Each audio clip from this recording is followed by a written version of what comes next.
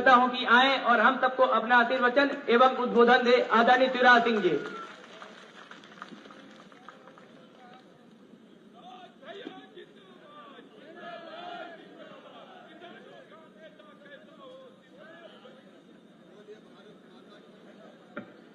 भारत माता की, मऊगंज की जनता की, मेरी लाडली बहनों की और प्यारे भाइयों की, भांजे भांजियों की। जनार्दन जी का मुझे फोन आया कि मऊगंज की जनता आपको याद कर रही है, वो चाहती कि आप मऊगंज आए, तो तुमने पुकारा और हम चले आए। और आज आपसे मिलकर बहुत अच्छा लग रहा है। लेकिन ये जाली वाली ज्यादा लगवा दी है भाई। जनता उस पार और मैं इस पार, ये दूरी मुझसे सहन नहीं होती, इसलिए जाने के पहले मिलने की कोशिश मैं करूंगा। मंच पर विराजमान हमारे यशस्वी सांसद, ऐसा सांसद जो कोविड आ जाए तो मास्क सिलने लगता है, स्वच्छता का अभियान चले तो खुद टॉयलेट साफ करने लगता है। महात्मा गांधी जी ने यह कभी किया था। और अगर दूसरा नेता मुझे दिखा तो वो दिखे डॉक्टर जनार्दन मिश्रा, पक्का जनता के सेवक, और जिन्हें सोचा भी नहीं था कि कभी सांसद बनेंगे, ये भारतीय जनता पार्टी है जिन्हें एक बार नहीं, दो बार नहीं, अब तीसरी बार सांसद बनाने का फैसला किया है।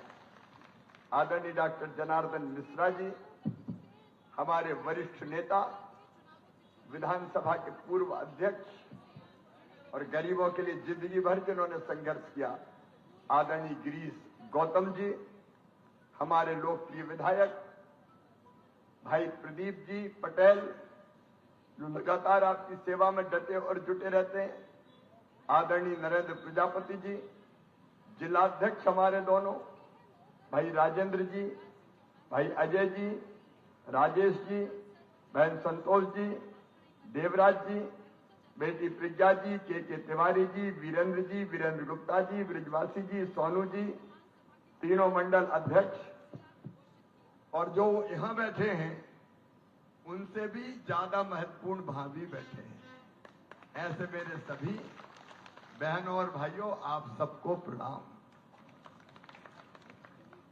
आप सबसे एक ही निवेदन करने आया हूं, आप बताना, जब मैं मुख्यमंत्री था तो जो आपने मांगा वो मैंने दिया कि नहीं दिया? जोर से बोलो, दिया कि नहीं? एहसान थोड़ी किया, तेरा तुझको अर्पण क्या लागे मेरा। जब भी मऊगंज आते थे, मऊगंज को जिला बनाओ, मऊगंज को जिला बनाओ, और ये आवाज निकलती थी आपके दिल से और आपकी अंतरात्मा से।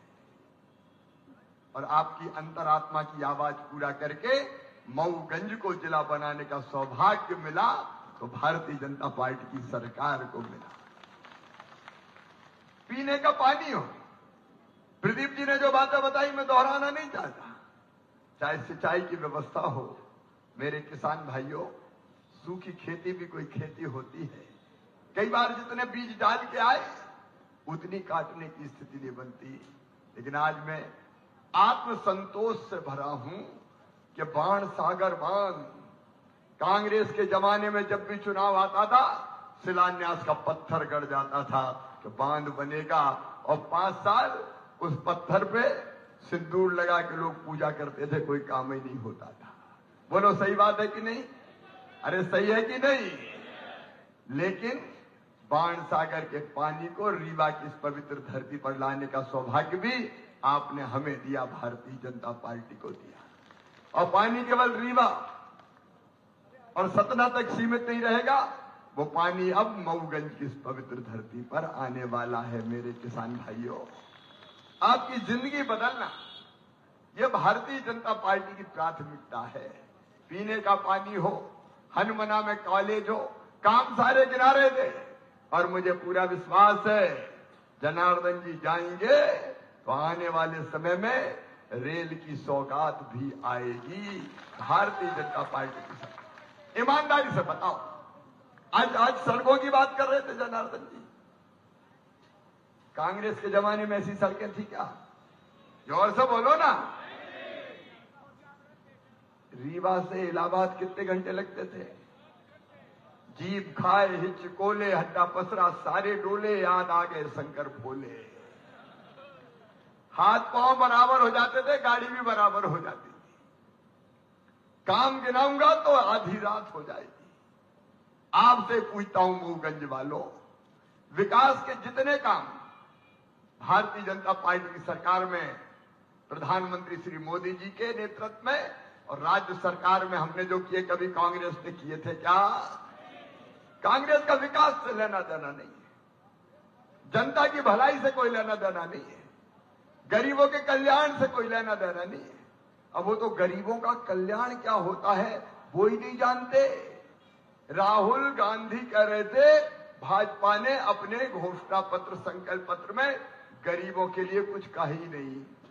राहुल बाबा, अरे हिंदी में हमने घोषणा पत्र संकल्प पत्र जारी किया है, जरा ध्यान से पढ़ लो।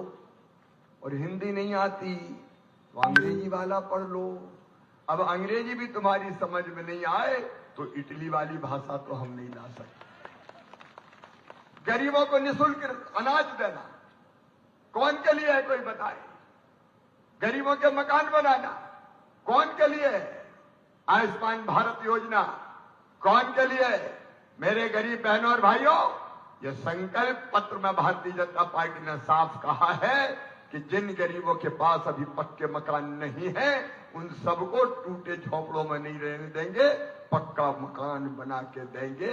ये गरीबों के लिए हमारा संकल्प। रोटी कपड़ा मकान पढ़ाई दवाई और रोजगार का इंतजाम अभी प्रदीप पटेल जी बता रहे थे।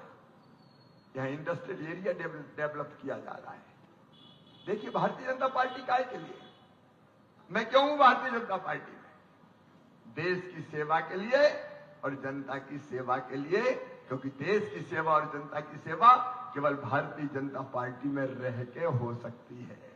और मेरे जैसे भाजपा के कार्यकर्ताओं के लिए, जनार्दन जी जैसे कार्यकर्ताओं के लिए राजनीति कोई धंधा नहीं है, कोई प्रोफेशन नहीं है। जनता की सेवा ही हमारे लिए गरीबों की पूजा ही भगवान की पूजा है। इससे बड़ी पूजा हो नहीं सकती। मैं तो जब भी भगवान की पूजा करता हूं एक ही बात मानता हूं, मैं मां का उपासक हूं। मां, हमें धन नहीं चाहिए, बुद्धि नहीं चाहिए, बल भी नहीं चाहिए, स्वर्ग भी मुझे नहीं चाहिए, मुक्ति भी मुझे नहीं चाहिए। तू तो इतनी कृपा करना कि मरने के बाद फिर इसी जनता के बीच जन्म लेके इसकी सेवा करते रहे, इसके दुख और दर्द दूर करते रहे। जब तक करोड़ों आत्माएं बंधन में है हम मुक्त होकर भी क्या करेंगे? जनता की सेवा ही भगवान की पूजा और देश की सेवा। आप देखिए, आज आप कल्पना करके देखिए 2014 के पहले का भारत, जब कांग्रेस की सरकार होती थी, बताइए अपने देश का दुनिया में मान और सम्मान था क्या? जोर से बोलिए, था क्या? कोई मान नहीं, कोई सम्मान नहीं। पिद्दी पिद्दी से देश हमें डराते थे। मोदी जी ने कह दिया ऐसे डराने वालों को कि हम अपनी तरफ से किसी को छेड़ेंगे नहीं, लेकिन किसी ने हमें छेड़ा तो उसे हम छोड़ेंगे नहीं। Surgical strike, air strike. आज क्या मजाल है दुश्मन की जो आंख उठा के भारत माता की तरफ देख ले। स्वाभिमान के साथ आज भारत की एक ही उदाहरण, रूस और यूक्रेन में युद्ध हुआ, भारत के बच्चे फंस गए। यूक्रेन में पढ़ते थे, माता पिता चिंतित थे, बचेंगे कि नहीं बचेंगे, जिंदा आएंगे कि नहीं आएंगे। अपने प्रधानमंत्री ने एक फोन किया रूस के राष्ट्रपति को और एक किया यूक्रेन के राष्ट्रपति को और साफ कह दिया कि मेरे बच्चे तिरंगा झंडा हाथ में लेकर निकलेंगे भारत माता की जय बोलते हुए। जब भारत के बच्चे निकले तो युद्ध विराम कर देना, मेरे बच्चे सुरक्षित निकल के बाहर आना चाहिए। भारत के बच्चों ने झंडा थामा, तिरंगा और भारत माता की जय के उद्घोष करते हुए निकले तो रूस ने भी युद्ध बंद कर दिया, यूक्रेन ने भी युद्ध बंद कर दिया, और भारत के बच्चे भारत माता की जय बोलते हुए सुरक्षित निकल के आ गए। ये आज का भारत है। और आज मऊगंज वालों, एक बड़ी बात मुझसे सुन लेना। आज से 100 साल पहले कवि नरेन स्वामी विवेकानंद ने कहा था, सुदीर्घ रजनी समाप्त हुई जान पड़ती है, महानिशा का अंत निकट है। जो अंधे हैं वो देख नहीं सकते, जो बहरे हैं वो सुन नहीं सकते, लेकिन मैं स्पष्ट रूप से देख रहा हूं, भारत माता एक बार फिर अंगड़ाई लेके खड़ी हो रही है और विश्व गुरु के पद पर आसीन हो रही है। ये स्वामी विवेकानंद ने कहा था। एक नरेंद्र ने कहा था और दूसरे नरेंद्र मोदी के हाथों ये पूरा होगा। दुनिया की कोई ताकत रोक नहीं सकती। आगे बढ़ रहा है हमारा देश, विकास के काम चारों तरफ दिखाई देते हैं। जनार्दन जी ने बताई, विस्तार से चर्चा करने की जरूरत नहीं है। वर्षों से लंबित मुद्दे आप बताओ मेरे बहनों और भाइयों। अयोध्या में भगवान राम की जन्मभूमि पर जब दिव्य और भव्य मंदिर बना और रामलला की प्राण प्रतिष्ठा हुई, तो बताओ आपको खुशी हुई कि नहीं? जोर से बताओ, हुई कि नहीं? पूरा देश प्रसन्न था, सब आनंदित थे। नौजवानों ने केसरिया पताकाएं फहरा दी, बहनों ने दीपक जलाए, आरती गाई, भजन हुए, आनंद उत्सव मना। पूरा देश खुशी से नाच रहा था, लेकिन एक पार्टी रो रही थी। क्या नाम है उसका? जोर से बोलो, कांग्रेस। निमंत्रण कांग्रेस को भी मिला, निमंत्रण कांग्रेस को भी मिला। आइए मैडम सोनिया गांधी, आइए राहुल गांधी, खड़गे साहब आइए, रामलला की प्राण प्रतिष्ठा में भाग लीजिए। सब दर्शन करना चाहते थे, लेकिन कांग्रेस की बुद्धि पे मंथरा बैठ गई, लिख के मना कर दिया ऑन रिकॉर्ड कि हम नहीं जाएंगे, फलानी फलानी कमियां है। जाको प्रभु दारुण दुख देही, बाकी मती पहले हर लेही। विनाश काले, जोर से बोलो, विनाश काले, विनाश काले विपरीत बुद्धि। इससे बड़ा उदाहरण क्या होगा?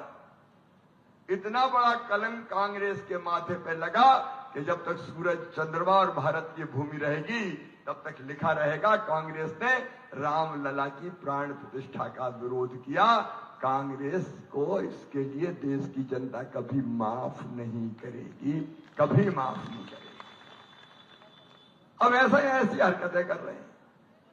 इसके बाद कोई कांग्रेस जीतेगी क्या? बताओ, कांग्रेस बचेगी क्या? अरे भाजपा का और मोदी जी का विरोध करते करते ये तो रामलला का विरोध करने लगे। इनको कौन बचाएगा? और आज हालत क्या हो गई है? ये कांग्रेस की जीतने की अपील करते, कौन जिताएगा? क्यों जिताएगा? आप बताओ, कांग्रेस की सबसे बड़ी नेता कौन है? श्रीमती सोनिया गांधी है कि नहीं? सोनिया गांधी चुनाव लड़ रही है क्या? अरे जोर से बोलो ना। सोनिया गांधी सबसे बड़ी नेता। रायबरेली सबसे पक्की सीट, इंदिरा गांधी रायबरेली से लड़ती थी, सोनिया गांधी रायबरेली से लड़ती थी। आज कांग्रेस की दुर्गति ये हो गई कि सोनिया गांधी ने चुनाव के मैदान से, श्रीमती सोनिया गांधी ने पलायन कर दिया और कहा मैं तो राज्यसभा में चली जाऊंगी क्योंकि मैं जीतने वाली नहीं। और राहुल बाबा कहां से लड़ते थे? अरे पता है कि नहीं कोई को? अमेठी से। अब अमेठी से लड़ रहे हैं क्या? राहुल बाबा रण छोड़ दास हो गए, अमेठी से वायनाड निकल लिए, वायनाड। अब डॉक्टर जनार्दन मिश्रा तीसरी बार लड़ रहे हैं, तो वही से तो लड़ रहे हैं, भागने की तो नहीं सोची गई कि इधर उधर से लड़। मैं लड़ रहा हूं 6वीं बार और 6 बार विधायक रहा, तो भी उसी संसदीय क्षेत्र के विधानसभा 11 चुनाव में जीत चुका हूं, 6 विधायक के, 5 सांसद के और 12वां धूमधाम के जीत के आने वाला हूं।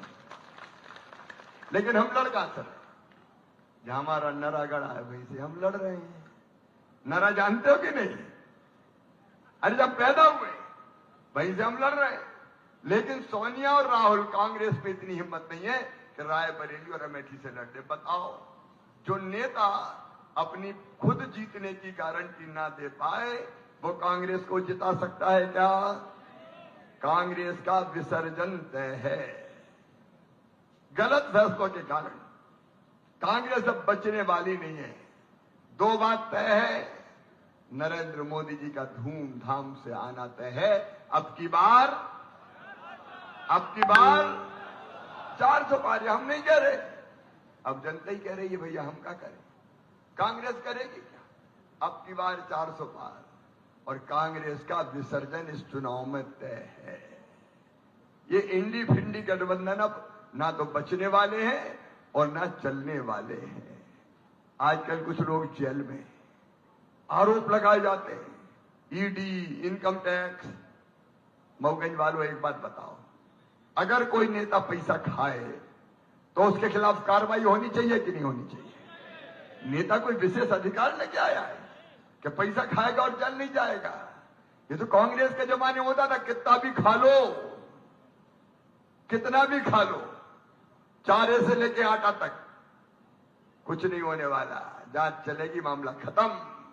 लेकिन मोदी जी ने कह दिया कि ना तो खाऊंगा ना खाने दूंगा, तो भ्रष्टाचारी जेल जा रहे हैं। उसने सबने मिलकर गठबंधन बनाया, लेकिन वो गठबंधन टिकने वाला नहीं है, उसकी दुर्गति होने वाली। और इसलिए आज मऊगंज की इस पवित्र धरा पर अपने भाइयों, अपने बहनों के बीच में, मेरी बहनों, अभी तो लाडली बहनों बनी है, अगला लक्ष्य लखपति बहना, लखपति दीदी अभियान। कोई बहन गरीब नहीं रहेगी। दुख के समुद्र में हम क्यों डूबे रहें? क्यों हमारी आंखों में केवल आंसू हो? हमारे चेहरे पर भी मुस्कुराहट आएगी। महिला सशक्तिकरण का अभियान भारतीय जनता पार्टी की सरकार चला रही है। और इसलिए आज मैं आप सबसे निवेदन करने आया हूं, क्योंकि मेरी 5 सभाएं अभी सतना जिले में है और बाय रोड मुझे पूरी करनी है। मेरे बहनों और भाइयों, मऊगंज वालों, मैं आपको बहुत प्यार करता हूं। आप भी करते हो कि नहीं? आग दोनों तरफ से लगी हुई है। तो आइए आज ये निवेदन करने आया हूं कि प्रेम की, स्नेह की ये बरसात आपकी होती रहे और आशीर्वाद की संपूर्ण बरसात डॉक्टर जनार्दन मिश्रा पे कर दो, भारतीय जनता पार्टी पे कर दो, नरेंद्र मोदी जी को प्रधानमंत्री बनाने के लिए और डॉक्टर जनार्दन जी को फिर से सांसद और धूमधाम से सांसद बनाने के लिए कमल के फूल की बटन दबाएं, भारतीय जनता पार्टी को जिताएं, जनार्दन जी को अपना सांसद बनाएं और नरेंद्र मोदी जी के गले में अपने रीबा मऊगंज से कमल के फूल की ऐसी माला पहनाए कि पूरा हिंदुस्तान कहे कि पूजित हो तो मऊगंज जैसी। बोलो आप तैयार हो? तो अपने अपनी जगह खड़े होकर आज संकल्प लेंगे भारतीय जनता पार्टी को जिताने का। अपने अपने स्थान पर खड़े हो जाएं, दोनों हाथ ऊपर उठाएं। इधर वाले भी पेड़ के नीचे जो बैठे हैं भैया, दोनों हाथ ऊपर उठाएं। सड़क वाले भी इतनी धूप में खड़े हैं, दोनों मुट्ठी बांधें और मेरे साथ बोले भारत माता की जय, भारत माता की जय, भारत माता की